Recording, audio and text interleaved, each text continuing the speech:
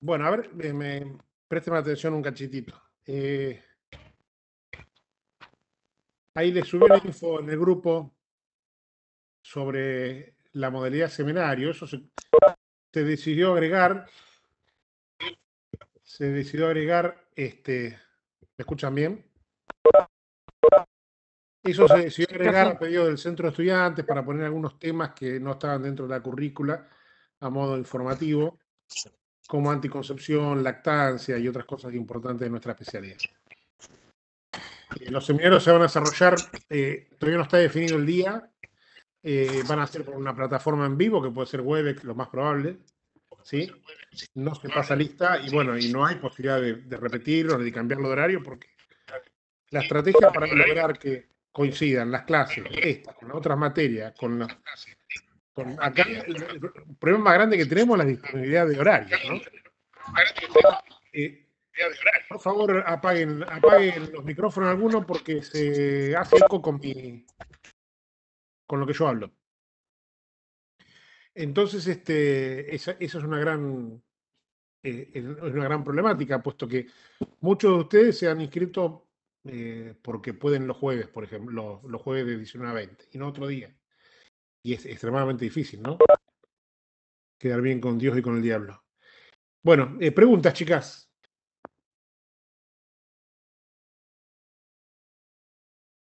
Levanten la manito,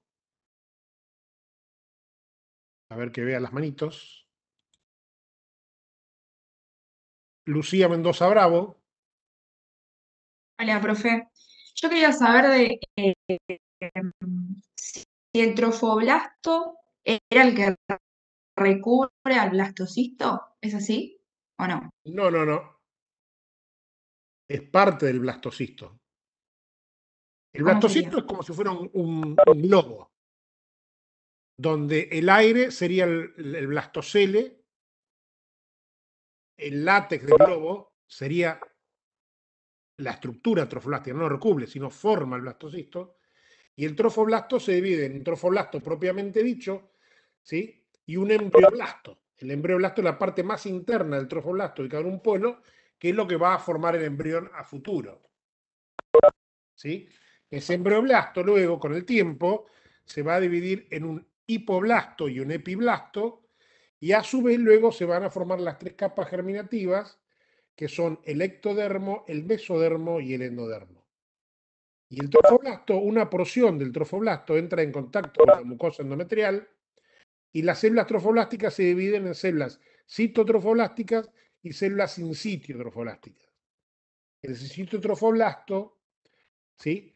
Es un tejido conformado por múltiples células sin límite, o sea, como si fuera una gran masa multinucleada con alta capacidad invasiva, que es lo que le permite penetrar dentro de la mucosa endometrial. Va penetrando en forma de vegetaciones como si fueran dedos de guantes, conformando lo que se llaman vellosidades coriónicas.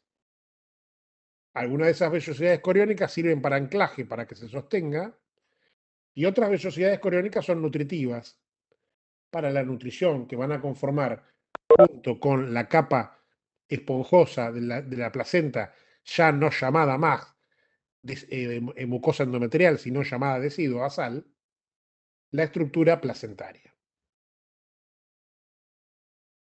Tema harina de otro costal. Libardoni. Ah, espere que lo grabo, chicos. Me pidieron que lo grabe.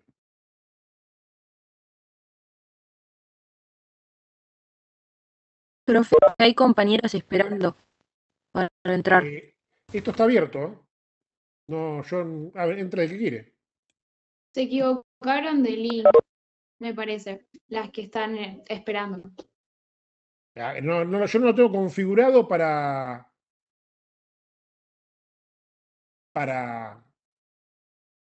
digamos, para que tengan que pedirme permiso.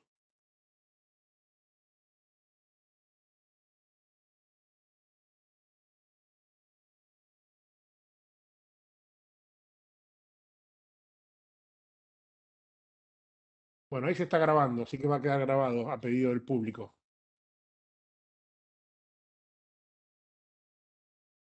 Maritos, Sandre,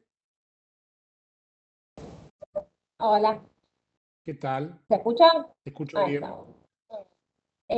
Tengo como dos preguntas, porque se habló aquí muy del sangrado de implantación que a veces se pueden confundir con la menstruación, pero en sí que, digamos, ¿por qué se produce ese sangrado? Porque no es común a todas las mujeres. No te escuché nada. Así de sencillo. A ver, que esté un Escribilo, poco más si no. cerca. Bueno,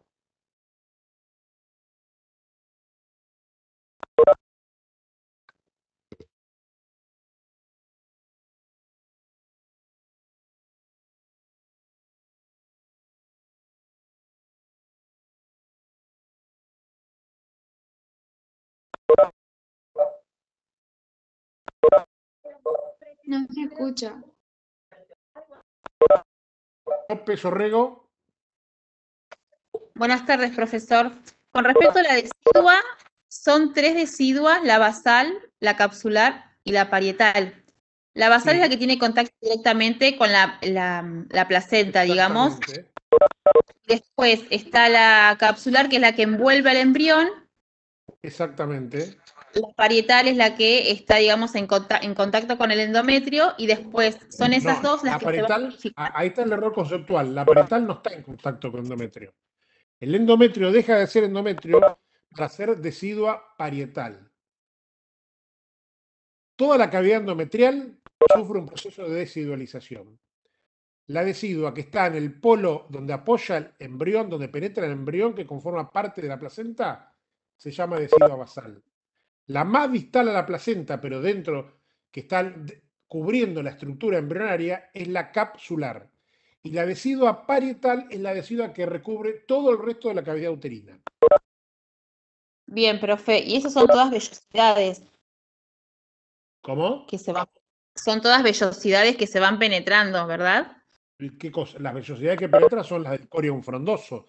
El corión frondoso es la porción de trofoblasto que está en contacto con la decidua y penetra las vegetaciones. La otra parte no son vellosidades que penetran. Gracias, profe. ¿Te acordás cuando mostré el dibujito ese que mostraba como si fuera una medusa?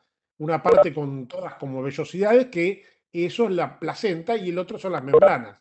Las membranas están apoyadas, están cubiertas por decidua capsular que luego entra en contacto con la decidua parietal de la cavidad uterina.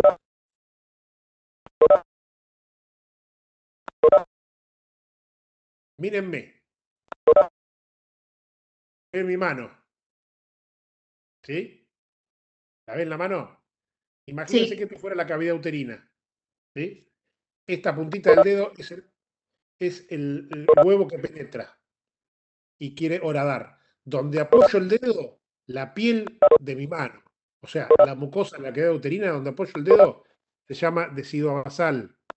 El dedo empieza a penetrar hasta que se mete todo por debajo de la piel y empieza a crecer para ocupar el total de la cavidad.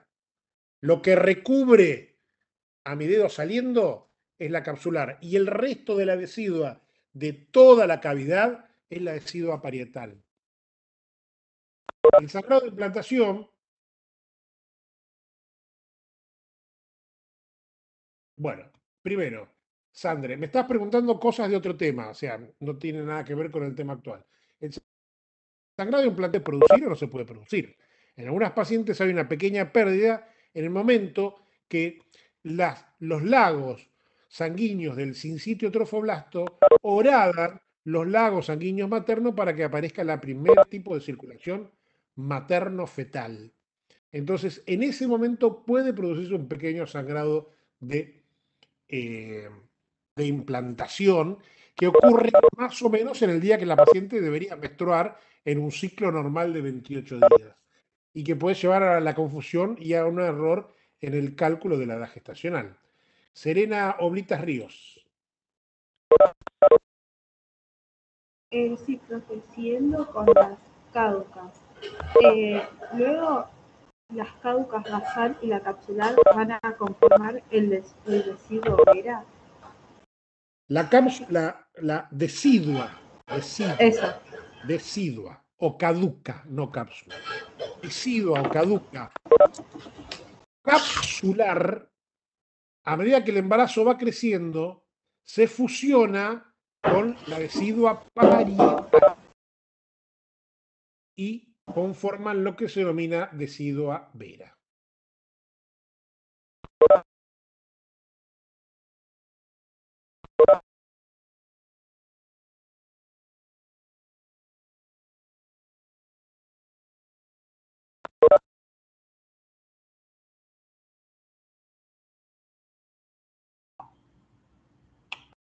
El sábado tenemos clase, ¿sí? Normalmente la semana que viene no tenemos clase porque es Semana Santa y algunos no van a estar.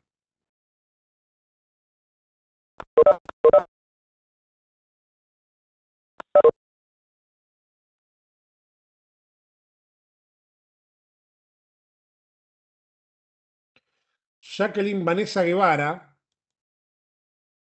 Sí, profesor, buenas noches.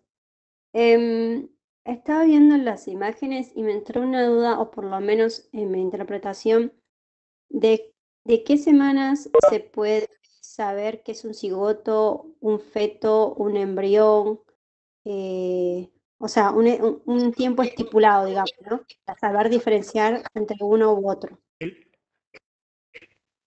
El cigoto ocurre en las primeras semanas de implantación hasta que se conforman las estructuras, hasta el límite exacto, para no lo recuerdo en este momento, entre cigoto y embrión. Se denomina embrión cuando ya Sí. están conformados los tres discos laminares, el endodermo, el mesodermo y el ectodermo, ¿sí? Y eso ocurre aproximadamente el día 16, 17, 18 del post-implantación. Hasta ir a cigoto, después se llama embrión. Y se denomina embrión hasta que están formados todos los órganos, que es a partir de la semana 13, donde en la semana 13 ya se denomina feto. ¿Sí? Ok.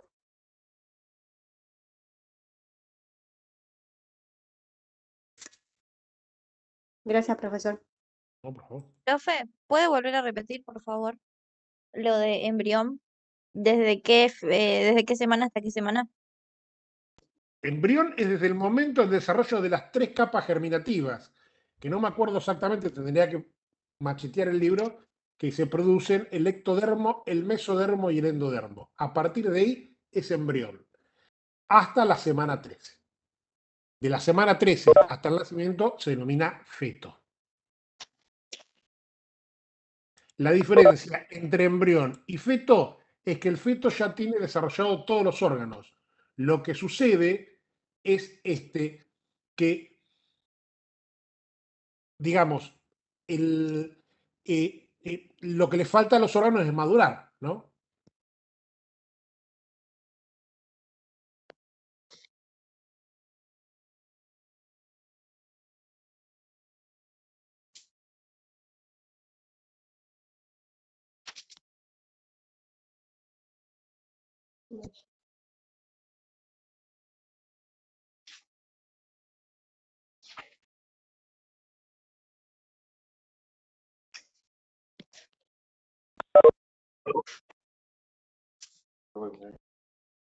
Te ves.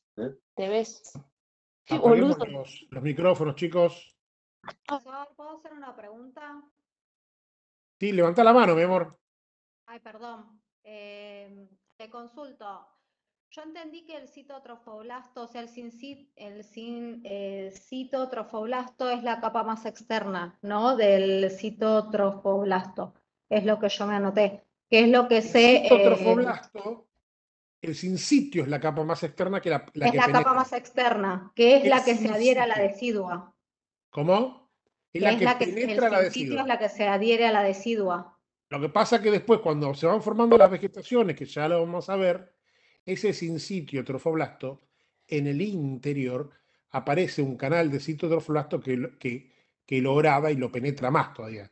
Porque el sincitio es un tejido medio transitorio. El definitivo es el cito. ¿El definitivo es cuál? El cito, El sí, claro, que es el que es de la capa más interna. exactamente. Ok, listo.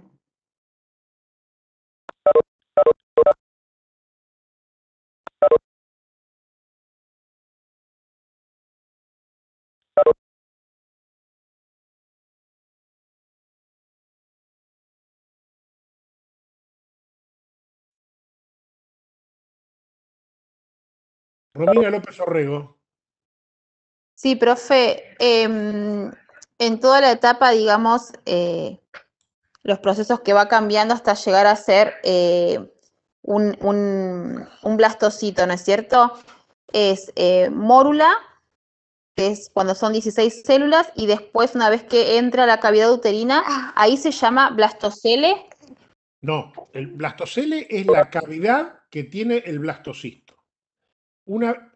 Antes de penetrar el huevo, ingresa ya a la cavidad uterina en forma de blastocisto. ¿Sí?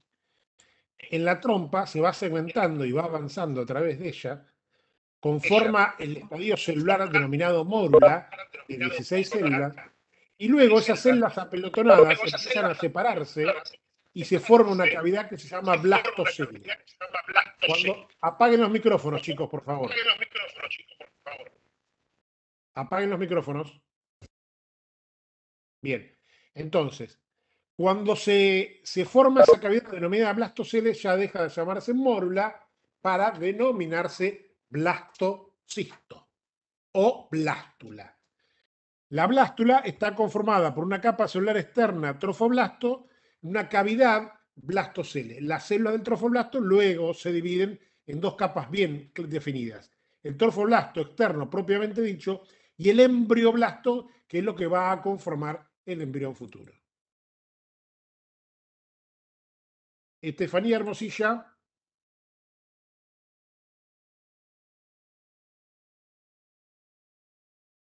No se escucha. No te escucho. No te escucho. Veo que levantás la mano, pero no tenés habilitado el micrófono. Habilitate el micrófono. Ay, Ahí perdón. tenés que habilitar el No micrófono. había habilitado el micrófono. Lo que quería consultar es el cincito trofoblasto que se adhiere a la decidua. Es como que se adhiere con vellosidades y estas vellosidades son las que hacen después que haya un intercambio, digamos, con la placenta de Vos quedate con la imagen de que el cincito trofoblasto es una masa celular que entra en contacto y que penetra llorada a la mucosa endometrial. Claro. Vos quedate con eso. Después se van a formar la vellosidad, que la vamos a explicar más adelante para que no te hagas lío. Ah, ok. No, yo porque como lo había leído del libro, me había quedado marcado eso de este cincito trofoblasto que se adhería para después hacer el intercambio con la placenta y de los Sí, bueno, pero nutrientes falta de la madre todavía, al recién feto. está penetrando. Ok, Fíjate que listo, recién el día listo. 14 se produce la primera circulación sanguínea y todavía no es placenta. Ok, perfecto. Gracias. Jacqueline Vanessa Guevara. Otra vez yo, profe, una duda. Cuando, si no me equivoco, si es la palabra correcta, cuando el embrión no está bien adherido a las paredes y se forma el aborto ectópico, como se dice, ¿a qué se debe eso? El embarazo Perdón. ectópico es cuando está fuera de la cavidad uterina. ¿Sí? No es aborto ectópico, sino embarazo ectópico. Es un embarazo que está ubicado fuera de la cavidad uterina. Entonces no tiene ninguna posibilidad de progresar, termina complicándose. Porque si está metido dentro de la trompa, el sitio trofoblasto empieza a penetrar la mucosa de la trompa, se alimenta de los vasos sanguíneos de la trompa, y cuando el huevo crece, en algún momento rompe la trompa, produce un sangrado y el paciente tiene un embarazo ectópico complicado. ¿Sí? El embarazo ectópico puede ser tubario, puede ser ovárico, puede estar ubicado en el cuerno del útero, puede estar ubicado en el cuello del útero, o puede estar ubicado en la cavidad abdominal. Hay algunos casos documentados de embarazos que llegaron casi a término con una placenta adherida al hígado, por ejemplo, de la madre. ¿Sí? Lo cual es una catástrofe. Sí, eso Eso No sé justo si te quería respondí la preguntar. pregunta. Sí, porque me quedaba esa duda y por eso decía que no sabía si me había expresado bien. Y Diana Yelen después, Corso, Hola, profesor, ¿me escucha bien ahí? bárbaro. Ah, consulta. En ligadura de trompas, ¿es factible un embarazo? Después ya no puede haber embarazo normal. No, no es tema de discusión hoy. Pero preguntame lo que querías saber de la ligadura tubaria. Claro, yo quería saber eso porque he escuchado casos de que han quedado embarazadas con ligadura de trompas, pero han sido ectópicos. Y hay gente que viaja a Mar del Plata y se mata en la ruta. Sí, ya sé, pero no sabía que era viable porque está ligada de trompas. El único método anticonceptivo 100% confiable es la abstinencia total. ¿Sí? Todos los métodos anticonceptivos tienen una falla mínima, pero tienen. Eso se mide Bien. con un índice que se llama índice de Pear. El índice de Pear es la cantidad de mujeres que se embarazan por año, ¿sí? Utilizando ese método anticonceptivo. La ligadura Bien. tubaria de todos los métodos anticonceptivos es el más efectivo. Pero a veces puede producirse una fístula en la trompa, depende de la técnica que se utilice, y puede permitir que un óvulo ingrese a la trompa o que un espermatozoide se encuentre, ¿sí?, con el óvulo y produzca un embarazo que puede ser ectópico o no. Pero bueno, sí, hay un riesgo mínimo ínfimo. Es el mejor método anticonceptivo, ¿sí? El, la ligadura tubaria. Hay varias Bien. técnicas, ¿no? Hay técnicas que tienen más, digamos, son más efectivas que otras.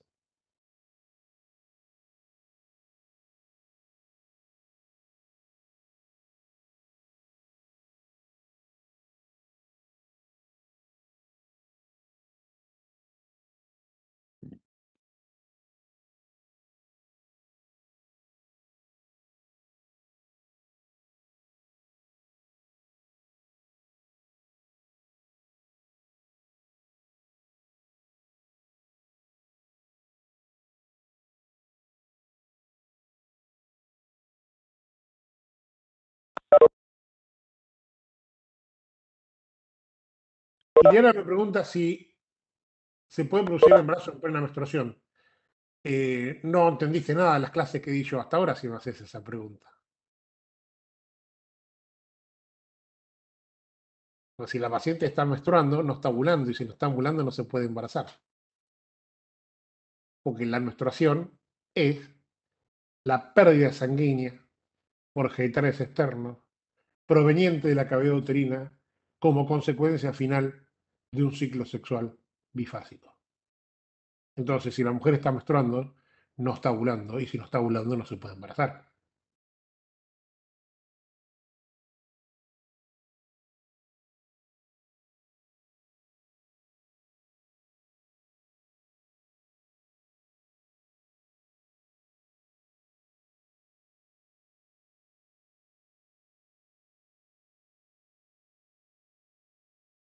Diana Yeren Corso. Voy a hacer otra pregunta. Hoy que estaba hablando sobre los cromosomas y del sexo de los bebés, se decía que el sexo del bebé lo dictamina lo que es el hombre. Claro. ¿Se acuerdan que en la clase anterior que dije que la biología era machista? Sí, lo anoté en apuntes, pero me había quedado esa duda. No, porque lo que define el sexo genético es la combinación de cromosomas. La combinación de dos cromosomas sexuales X define el sexo femenino. Los ovocitos solamente tienen cromosomas X y los espermatozoides pueden tener cromosoma X o cromosoma Y. Ahora sí. Las espermatogonias, que son las células germinativas primitivas, tienen un número diploide de cromosomas. Luego de que se produce, ¿sí?, digamos, luego de que se produce la primera división meiótica, de esa espermatogonia se produce un espermatocito secundario, ¿sí? Perdón, un espermatocito, y ese espermatocito ya tiene 23 cromosomas. Y uno de los sexuales, que tiene un solo cromosoma sexual, puede ser X o puede ser Y. Después se divide en la segunda división meiótica y se produce la espermátide, que luego por un proceso se transforma en un espermatozoide. Cada espermatozoide tiene un 23 cromosomas, que es un número haploide de cromosomas. Tiene 22 cromosomas más el cromosoma sexual, que puede ser X o puede ser Y.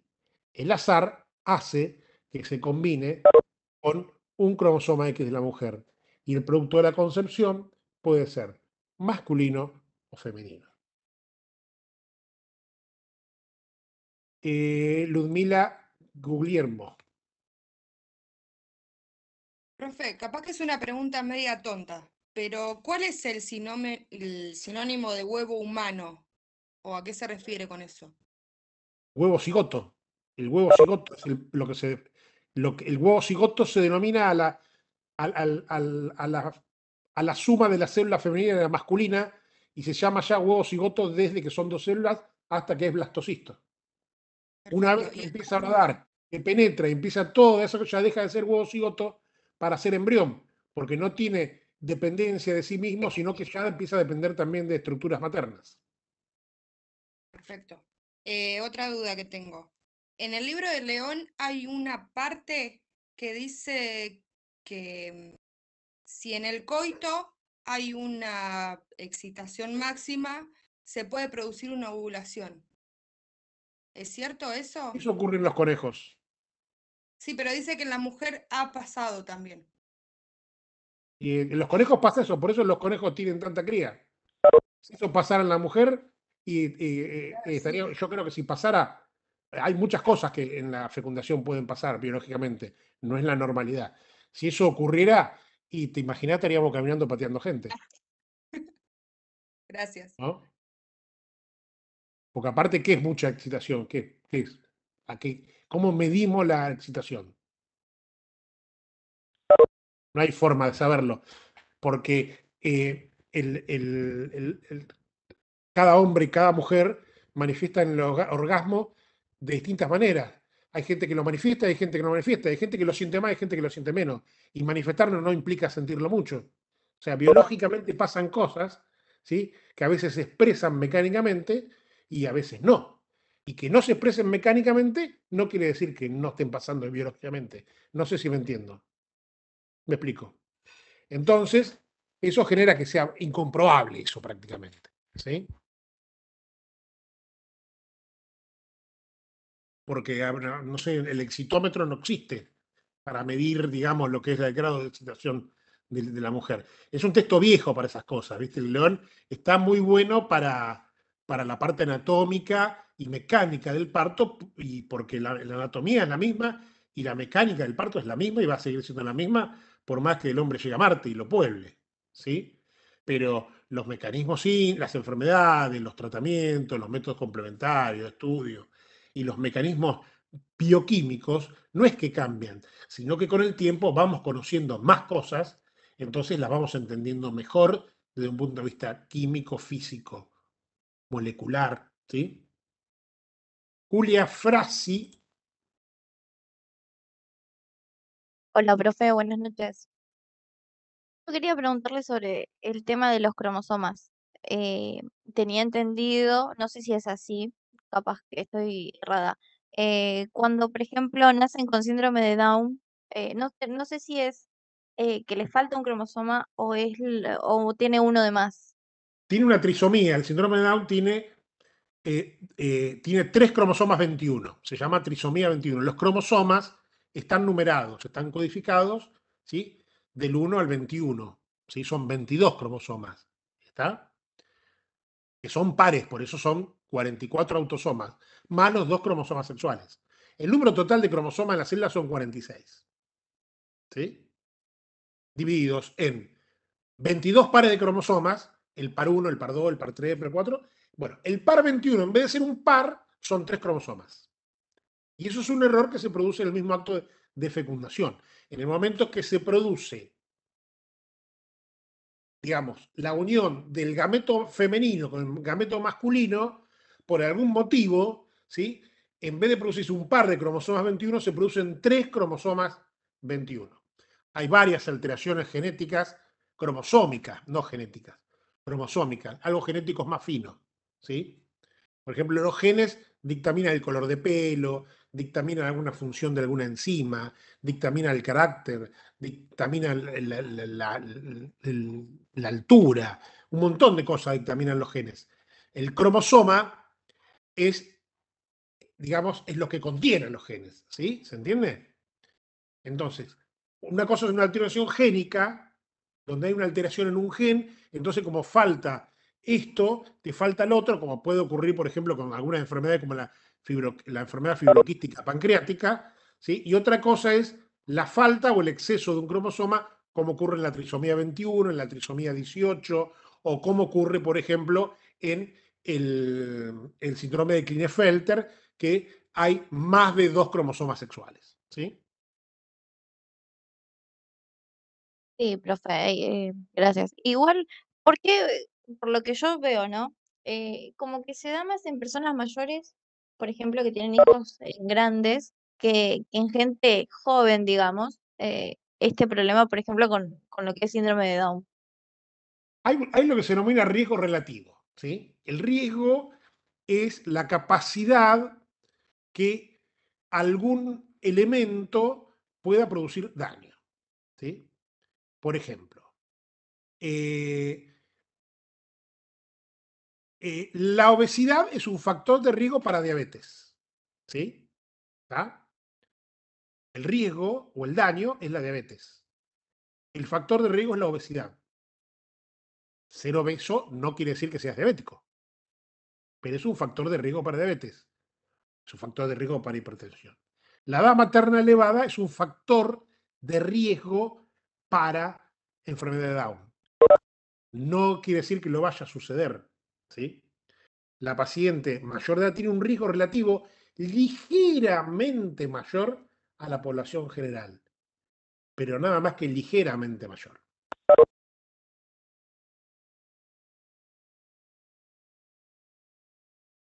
Gracias, profe.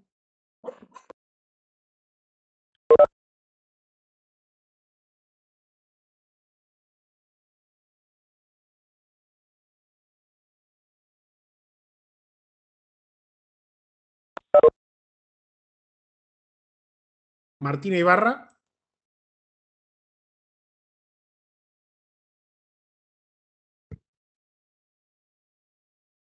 Yo quería preguntar acerca de lo que vendría a ser las etapas del huevo.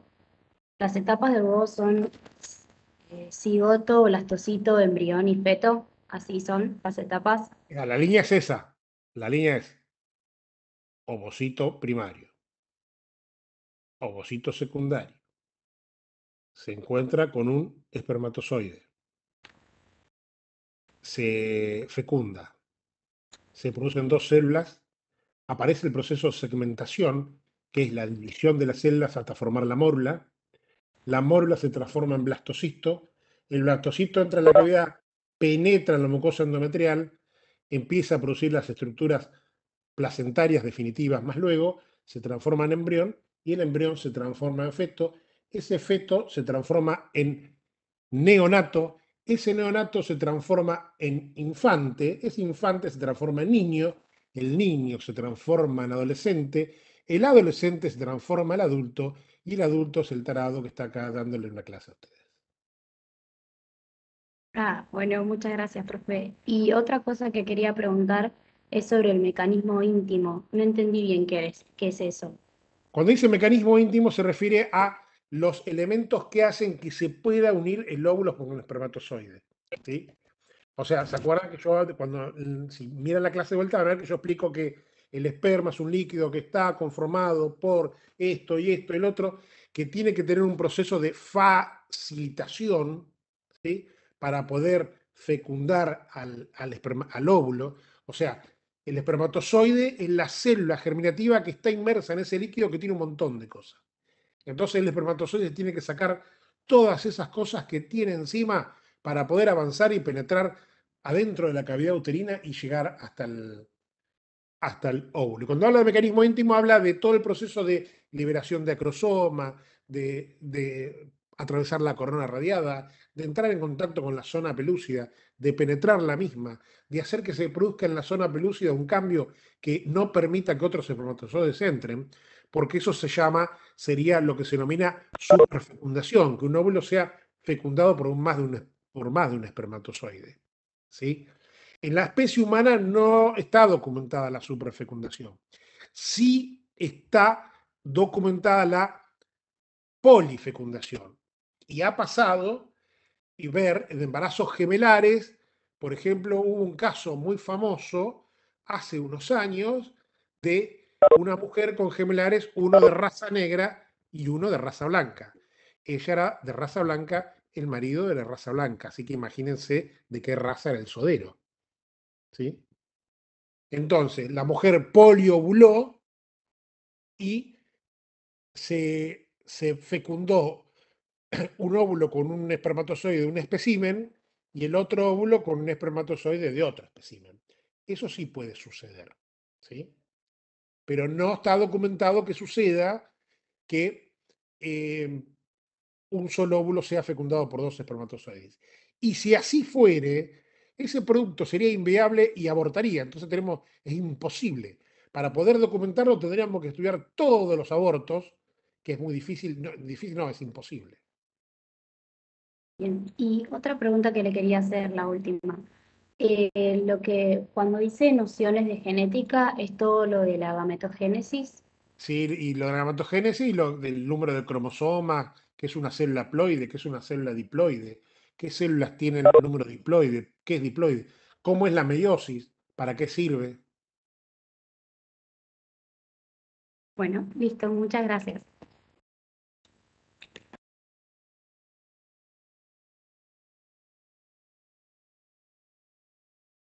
Suray,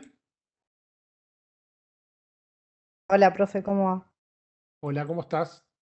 Todo bien. Tenía una consulta, no sé si quizás no me quiero ir de tema, ¿no?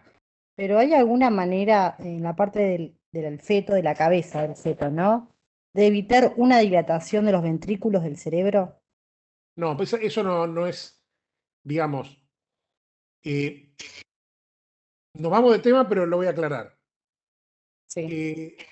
La dilatación de los ventrículos produce una patología que se denomina hidrocefalia. ¿Sí? Sí. Cuando se produce una dilatación excesiva de los ventrículos dentro de la cavidad uterina que puede ser producido por múltiples causas, se produce la hidrocefalia, lo que hace que el desarrollo del tejido cerebral esté complicado por esa compresión que le genera ese ventrículo lleno de líquido. Suele estar asociado a otras malformaciones del tubo neural, como puede ser el mielomeningocele, ¿sí? Que es una falta de cierre de la columna, por lo tanto la médula queda expuesta, ¿sí?, al exterior con una especie de hernia. Y el pronóstico depende del tejido cerebral que tenga. Es fácil, no es fácil, pero se puede solucionar intrauterino, ¿sí?, el mielomeningocele. Hay técnicas de cirugías intraabdominales, intrauterinas, que solucionan el mielomeningocele en unos centros muy especializados. Lo que no se puede prevenir es la hidrocefalia y poco se puede hacer por ella intrauterinamente. Bien. Perdón, profe, Muchísimas ¿cómo dijo el nombre recién? ¿El nombre de qué? Cuando la médula espinal queda abierta. Mielomeningocele.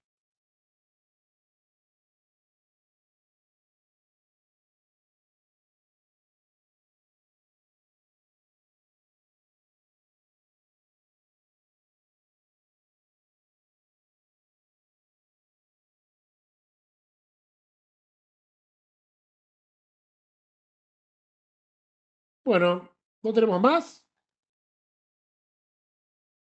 A ver qué nos queda. Profe, una pregunta. Te escucho. Eh, Usted dijo que había pasado, yo pregunté sobre el parcial en el vivo. Usted dijo que había pasado había subido un archivo, pero yo miré en todos los archivos y no Sí, yo estoy encontré mirando también, no lo encontré. Después lo voy a no lo subir. encontré. Sí, pensé que lo había subido y no lo subí. Y de la bolilla 1 a la 2 entraba en el primer parcial. 1 a 16 sin la 13 y 14. A 1, 16.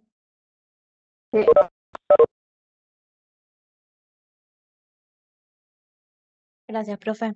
Bien, el sábado vamos a ver diagnóstico de embarazo, signos y síntomas de presunción, probabilidad de certeza, reacciones de laboratorio, anatomía y fisiología de los anexos fetales, la placenta, membranas, cordón umbilical y líquido amniótico. ¿Sí? Y por ahí nos introducimos en lo que es el feto de término, consideraciones anatómicas y fisiológicas, suturas fontanelas, etcétera, etcétera. Pero nos vamos a abocarnos a las 5, después vamos a ver juntas las 6 y las 7. ¿Sí? Profe, una pregunta. De las, Escucho. de las caducas, más o menos, ¿qué temas son los que entran en lo de las caducas? Solamente lo que es Saber qué son las caducas, saber Sí. cómo se llaman y por qué se llaman caducas. Eso es todo lo que dije yo hoy. Están en los libros, lees caducas y dice caducas. Bueno, muchas gracias.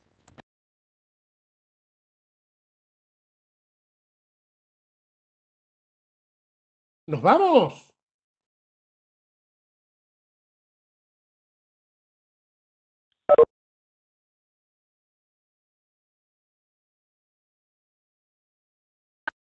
Profe, perdón que moleste, en el Facebook hace un rato publicó sobre unos talleres que vamos a hacer. Seminarios. Seminarios. ¿Sí? Todo virtuales, ¿no? Mirá, si fuera por mí lo hacemos en el patio de casa, pero estamos en un problema, o sea, es muy difícil tener presencialidad con ustedes sin pandemia. O sea, si no hubiera existido la pandemia, es muy difícil. Por la gran cantidad de números que somos. Ustedes piensen que yo tengo 2.250.000 alumnos.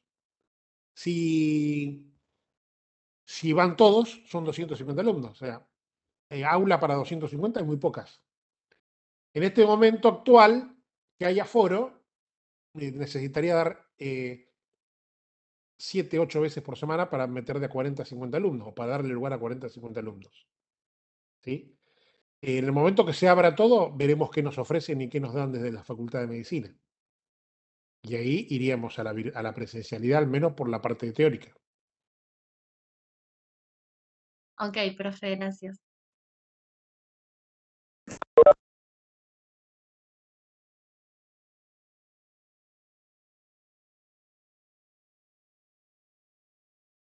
Bueno, chicos, dejo grabado esto, por si a alguno le interesa alguna pavada que haya dicho. Y nos vemos el jueves a las 11, si Dios quiere, ¿sí? Dale, profe, muchas Bueno, gracias. profe. Muy bien, los Profe, seminarios profe. mensuales, chicas, ya lo dije hoy, como lo puse ahí, van a ser después de las vacaciones de invierno, día, horario y plataforma a confirmar. Ok. Dale. Profe, Hasta esto va a luego. estar gracias.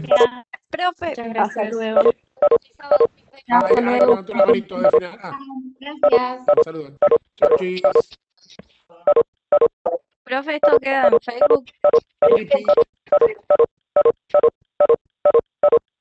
Gracias.